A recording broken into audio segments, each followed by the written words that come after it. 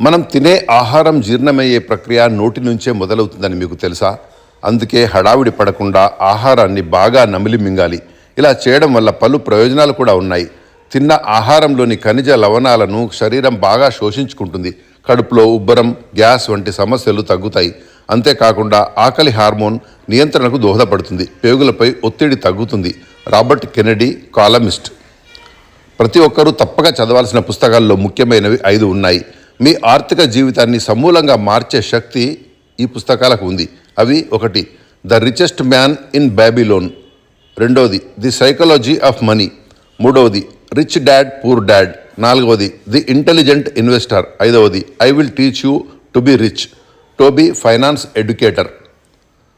ఆరోగ్యానికి మనం తొలి ప్రాధాన్యమిస్తే జీవితంలో సాధించలేనిది అంటూ ఏదీ ఉండదు.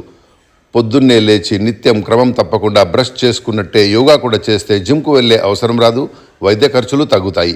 వి నానమ్మల్, యోగా గురువు. పుస్తకాలను చదివి జ్ఞానం సంపాదించుకోవడంతో సరిపోదు. మారుతున్న లోకానికి అనుగుణంగా మన పాత నమ్మకాలు, ఆలోచనలు వదులుకోవడం ముఖ్యం.